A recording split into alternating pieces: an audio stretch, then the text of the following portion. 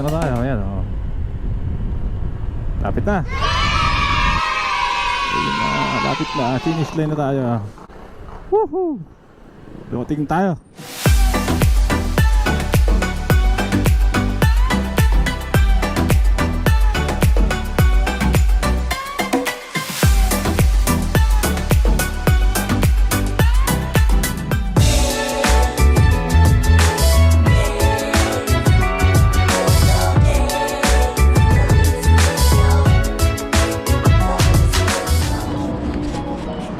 So yun, magandang araw sa inyo mga kasama here in abroad. Masama, on the way tayo sa Manila Bay. At mamotorin lang natin hanggang doon. Ito nga po yung second day ng pag-open ng White Sand Beach. Nakita nga po dinudumog. So gusto ko lang din pakita sa inyo yung papunta natin. On the way, nandito tayo ngayon bandang pagka-Casimiro na dito sa Las Piñas. Yun, dadaan tayo ng sukat. At baka try ko kayo i-tour dun sa Okata. Samahan niyo po ako sa panibagong Manila Bay update.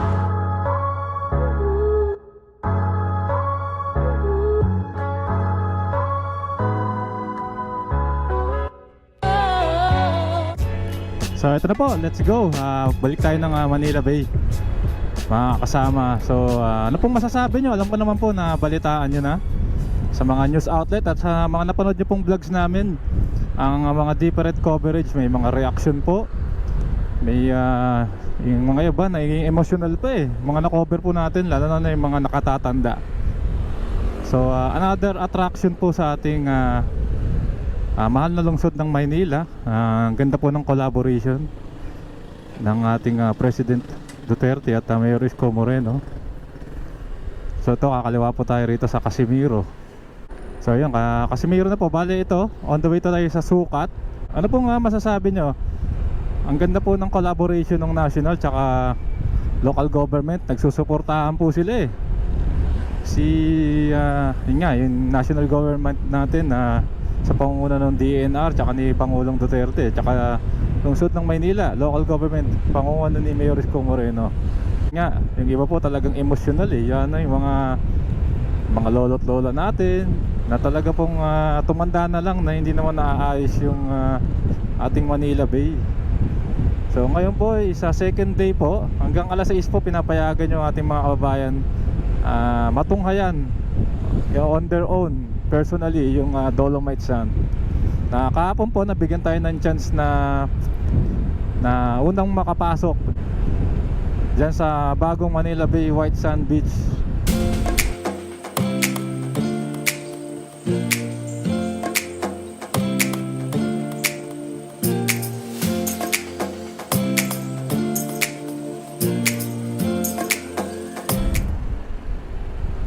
So kung maalala nyo po, kung kayo po ay matagal nang tumututok sa ating channel, dyan po tayo nagsimula sa Manila Bay mga kasama.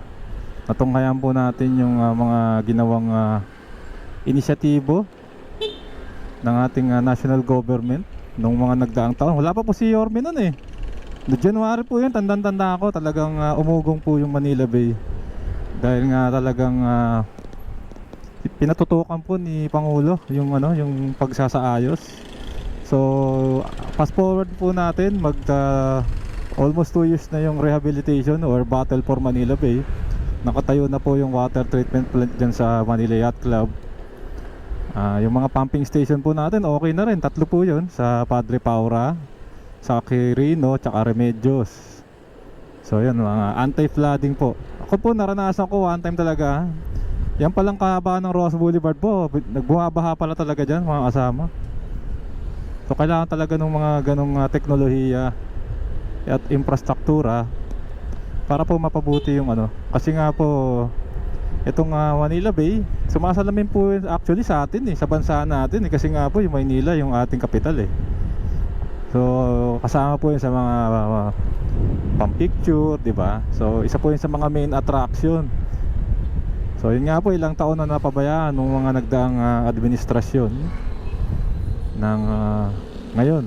Nagtutulungan na po yung dalawang yung local tsaka national, which is napakaganda po. So Sunday morning po, wala naman masyado at medyo patay na oras tayo lumakad para konti lang yung mga sasakyan. Ayan. Alam niyo naman dito sa Sukat, kung kayo po'y dumadaan na lagi dito, Matik na po sa inyo yan, magaling kayo sumingit. So yun mga kasama, yung ating t-shirt nga pala ngayon nakita nyo ron sa ating intro, kasama kabayan. Isa po yan sa mga design. Ayan nyo po, papaprint po tayo ng mga merch natin para kahit paano ma-share natin sa ating mga lodi, mga kasama. Kakaubos lang po ng mga sticker natin. Kaya po bibigay po tayo ng sticker. Ano, walang masyadong mga kasama. Ayan. So labas po natin dito, Evacom.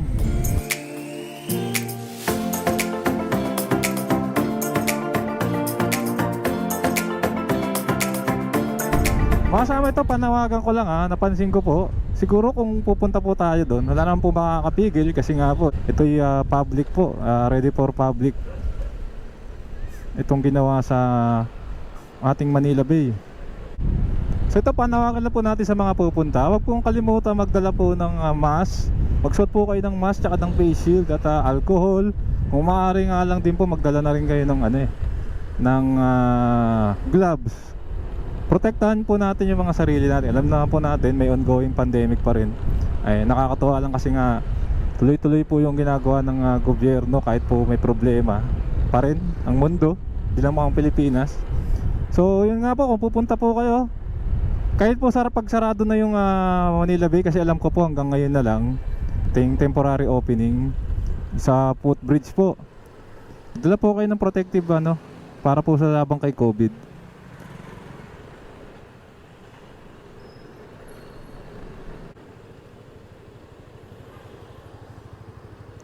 Laki, nung lubak So yun shoutout po sa local government ng Parañaque. Baka may pag-asa to. Ang lalim po baka may mga aksidente lang lalo sa gabi po.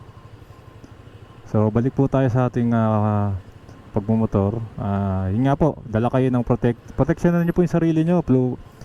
Face shield, ano pa ba, face mask, alcohol, social distancing po, social distancing. At mahirap na baka kung kaya naman po natin ang katawan natin, baka po sa bahay natin sila yung mahawaan natin. Ayun po yung nakakatakot. Nago na.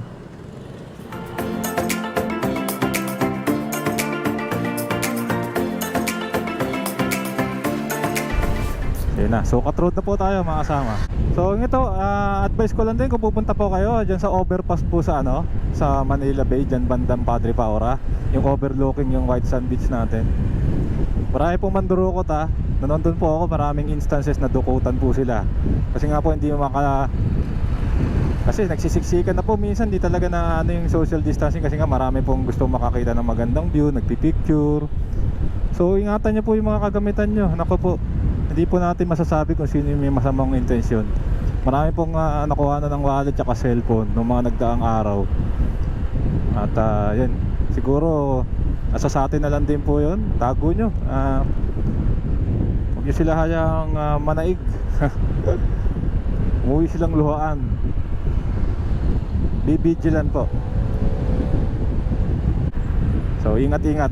Ulitin ko po, pagpupunta kayo Manila Bay, proteksyonan nyo po yung sarili nyo. Face mask, face shield, pwede gloves, so alcohol. And the same time, be vigilant po sa mga pickpocketers at yung mandurukot.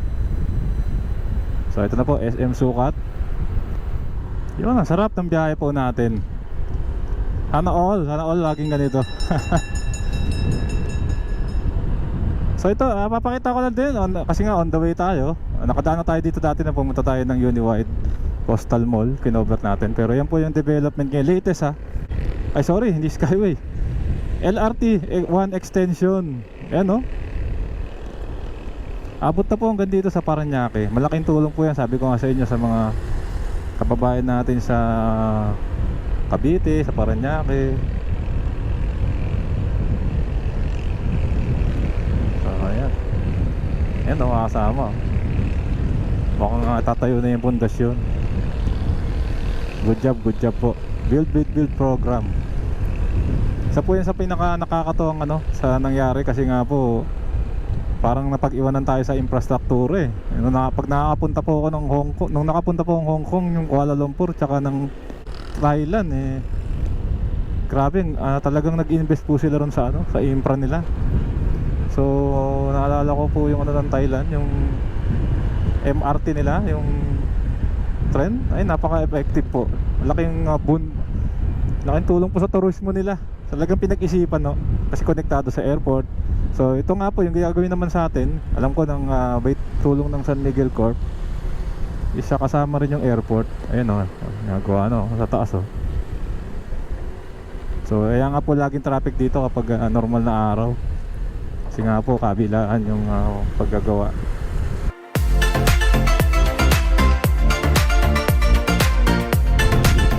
So yan na, sabi ko sa inyo eh, dito kasi sa parting to may tulay. So parang bigayan portion dito.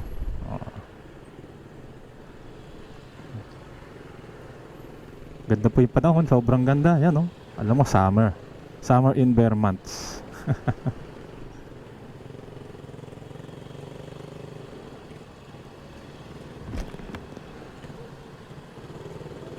Yan oh. Yung kabilang lane po, ito yung tulay. So yun nga, kasama yata nalagyan ng pundasyon to. Okay naman po yan, development yan eh. So konting inconvenience sa una, pero po talaga wala namang magic na proyekto eh. Nakawala na tayo. Yes, okay. So ito na po, multinational na tayo mga kasama. Paranaque.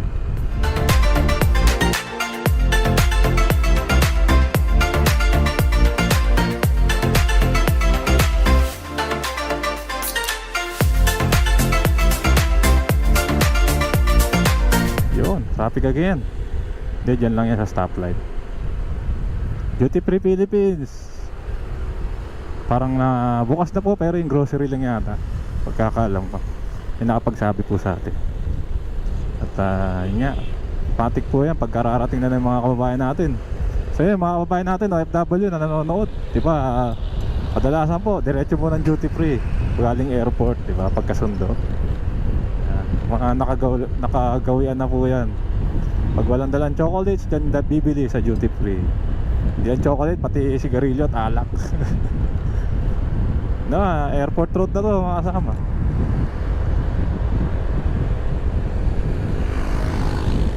So yan, NAIA 1 entrance dyan sa overpass.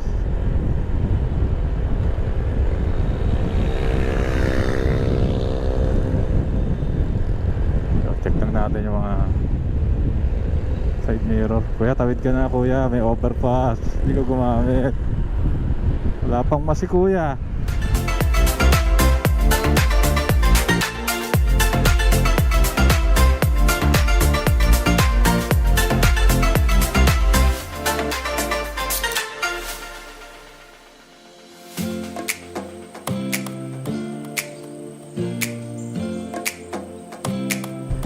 Okay, stop right there. Dito tayo pwesto.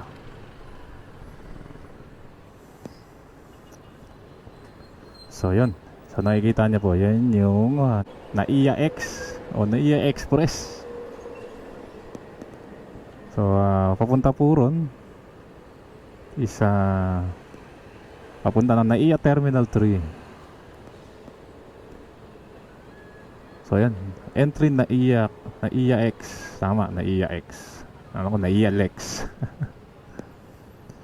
So siguro pagdating po natin dun kahit po mainit, asahan na natin kasi nga weekend ngayon. At saka ito yung last day ng temporary opening, maraming tao.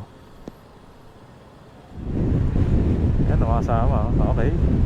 Ngayon, hindi tayo dadaan dun sa Baclaran Road. Papasyal ko kayo sa Okada. Diretso tayo mga kasama dun sa coastal.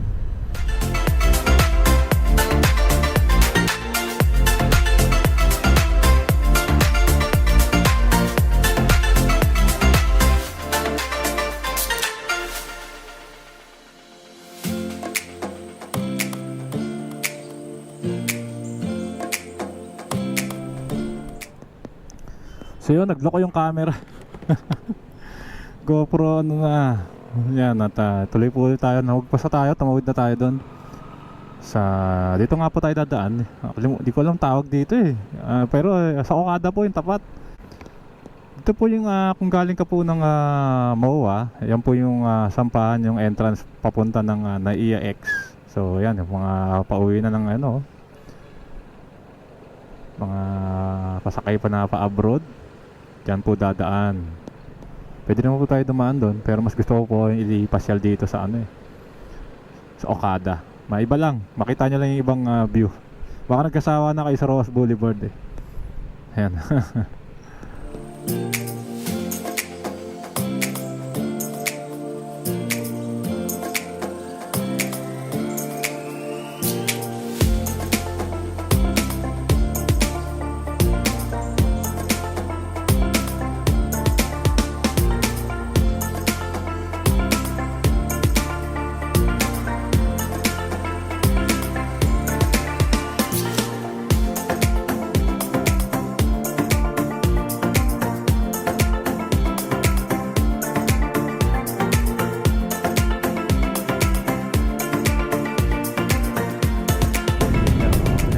Nag-iisa lang.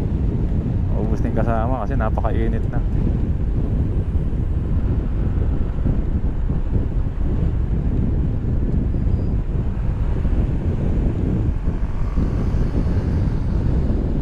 Yan ang Okada mga kasama.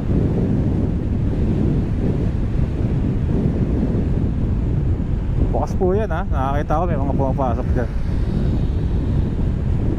Mga condominium. So comment down below po, alam nyo, hindi ko alam yung tawag dito sa daan na to.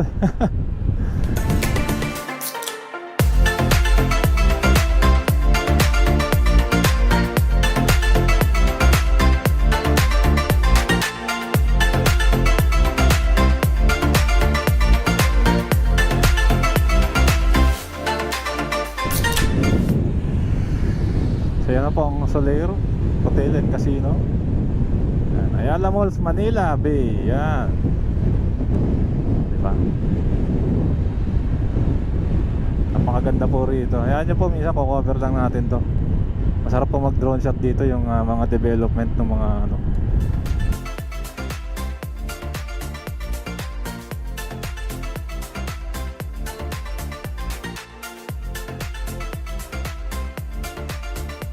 JW Jokno Boulevard pala to. Ito po yung Jokno Boulevard.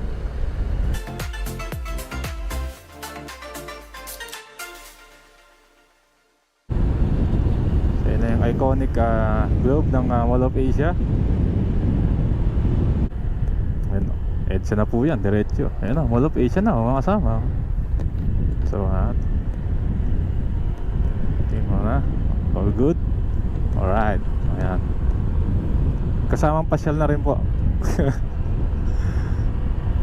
Ayan na, malapit-lapit na tayo sa Manila Bay mga kasama. Actually Manila Bay na to eh. Yung sinasabi lang natin eh yung dun mismo, yung sa may Baywalk. Yeah. So Jokno Boulevard, ito po yung bridge. Ayan po, sa mga nangingisda po sa ating mga kababayan, yung nakikita po kung mga nangingisda dyan, marami din daw nahuhuli. Yan, yung Jokno Bridge na yan. Ito, dadaan tayo. Papunta po tayo na Senate. So yan Ayan po, yan Kasi napaka-panoramic po ng dyan. Napaka-panoramic po nung sunset. Actually parang mas gusto ko po dito tumingin ng sunset ng Manila Bay kaysa ron sa kasi nga dito mas serene eh, panoramic. Wala kang ibang walang ibang naka-block sa paningin mo. So ito na po, Senate of the Philippines. Lapit na tayo mga kasama. Lapit na, Manila Bay ulit. Let's go. Ayan, napakarami na naman siguro nating mga kababayan gustong makapasok. So ayan, dito rin po yung nadadaanan natin yung Manila Film Center, na hanggang ngayon po isa nga naging tragic po yung yung kasabi haunted daw. So sana po may magandang proyekto pa dyan.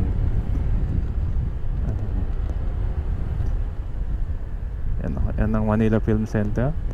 Slow down tayo at ito'y crossing Yan po nasa ating kaliwa. Di ko alam kung mapapapaling ko po kasi kakanan po ako. Pero yan, ang inaakitan po ng mga siklista. So yan. At doon din po yung Seascape Village. Sofitel Philippine Plaza Hotel, yan din po, yung dating Westin Philippine Plaza. Yan. Sa mga nag-enjoy po sa ating kung nagustuhan nyo to mga kasama at itong ating motovlog to Manila Bay, Road to Manila Bay is hingin lang po ng isang like at comment. Ayan. O kaya share.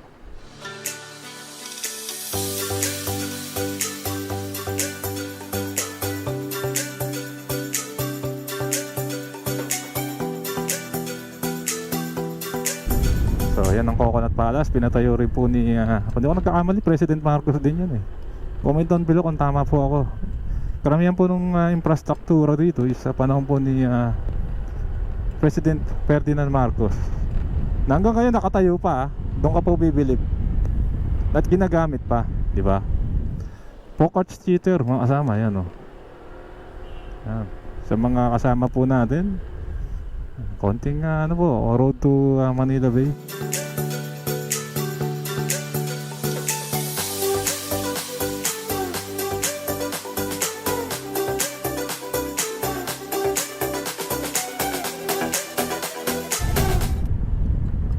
Dito po yung yung Harbor Square. Yan yung pinupuntahan natin pag nangingisda tayo. Yan, saka papasok lang po kayo dyan. Yan nakalagay, Harbor Square. Entrance fee po rin sa parking. Hindi entrance fee, parking fee lang po pala. Sorry, 35 pesos whole day. So sulit na rin po, at least safe po yung mga motor natin, may belongings. At makakapanood ka ng mga nangingisda. Pwede ka rin mangisda. May bilihan po ng bulate dyan 20 pesos lang po isang takal ng bulate. So yan, nakago, diretso na tayo para makahabol. Ayan, habol tayo. Ayun, Sena, mahal kong Maynila. Ito na po mga kasama, dito na tayo. Ayan, lapit na. Bangko Sentral po nasa ating kanan. Ito po ay bandang Pakirino. Hindi ko po alam kung saan ako paparking, kung doon ba sa mismong bay, kasi nga daming nakapark, o dito na lang sa bandang service road. Pero tignan po natin yung mangyayari.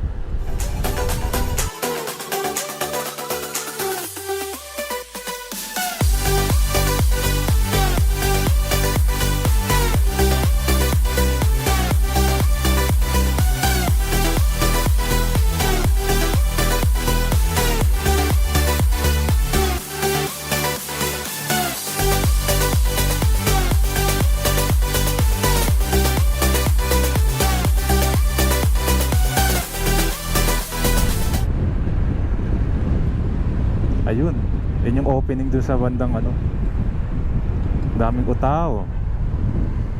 Siguro tingin ko kanan na tayo. So nakayuto na tayo mga kasama, para dun tayo sa mismong baybayin. Subukan natin mag-parking. Ayun, nakot ko na. Ayun na. Mukhang kalmado ngayon Ngayon malalaman natin kung talagang ayan po, Museo Pambata. Tamang malaking bagay po yan, supportado ni Yorme yan, yung museo. Na-inextend niya po yung lease ng lugar ng 25 years pa. Kaya nakakabilib po talaga yan si Yorme. US Embassy. So ayan na, let's do this. Ito na po, Manila Bay na. Padre Paura, US Embassy. Ang ating White Sand Beach na yan yung mga nakikita na ako, mga kababayan natin Yung iba po dumadayo pa kahapon may taga Rizal, may mga taga Bulacan. Sipin niyo po yung binyahe nila, di ba? Para lang ops, singit tayo, singit. Ayun na, lapit na, finish line na tayo. Woohoo, tingin tayo. May mga dala na.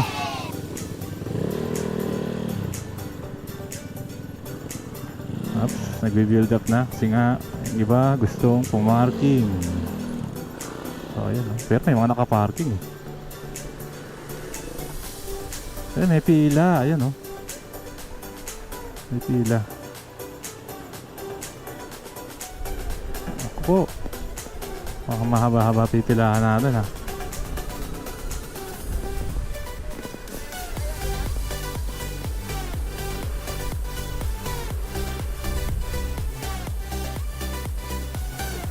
Dito. Ang dami nating mga kababayan, no?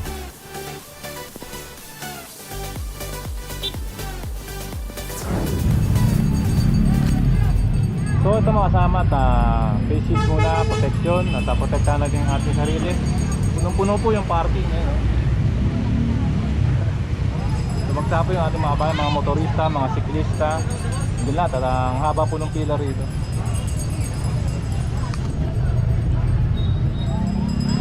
Haba para po makapasok dun sa ating Manila Bay.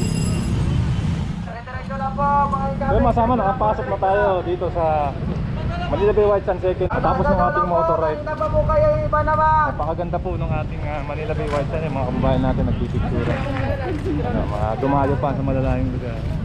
Ito yung mga lodi natin, yung mga security nagpapaalaga ng kaayusan dito. Mga tuloy-tuloy yan. Sir, ano kayo? Kayod kayo, no? Mga nagdang... Sir, grabe po. Nakakatulog ba? Nakakatulog naman Wala ngayon. po naming tulog masyado sir, dahil sa mga bisita ngayon sir. May barracks ba kayo? May barracks na? Meron po sir, Yun. meron po.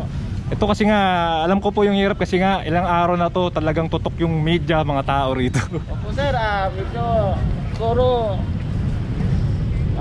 15 days na po ang 15 mga days. media dito, araw-araw po. Pero worth it ba sir yung pagod para sa nangyari, di ba? Opo sir. Nakakataba lang. Ano naman sir, nakakataba ng puso dahil pinupuri po nila yung Manila Bay. Puro po basura. Si Sir Robert po tumulong sa akin, hindi ko makakalimutan. Napakabait po na tao na guard dito. At sa solid po yan dito sa Manila Bay. At talagang aalagaan yung seguridad nyo. Thank you Sir Robert. Thank you po sir. Salamat. Mabuhay po kayo sir.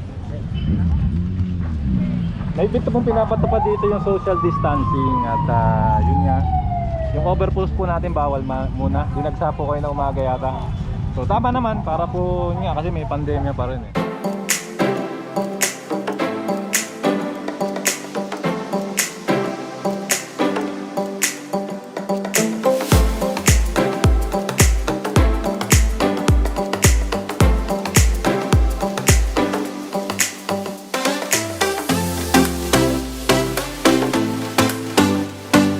Doon mo natin puputulin. Sana nagustuhan nyo po yung ating maikling ride papunta rito. Nakabalik na ulit tayo dito sa Manila Bay. Parang ka nasa Dubai.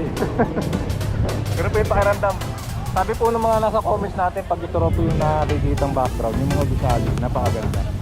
So yun, sana nagustuhan nyo po yung maikling ride natin pagpunta sa Manila Bay. Road to Manila Bay, White Sand Beach. Maraming salamat po sa suporta. Pasensya na po kung medyo may na yung boses. Naka-face shield tayo para proteksyonan po natin ating sarili. Nananawagan po ulit ako na maglagay po kayo ng face shield, face mask. Gawin po lagi yung social distancing, magdala ng alcohol para po safe tayong lahat at lahat po ma-enjoy natin to na walang hinakahalong mga danger kasama ng COVID-19. Thank you very much po, keep safe, iwalat malasakit, and see you po sa next vlog upload.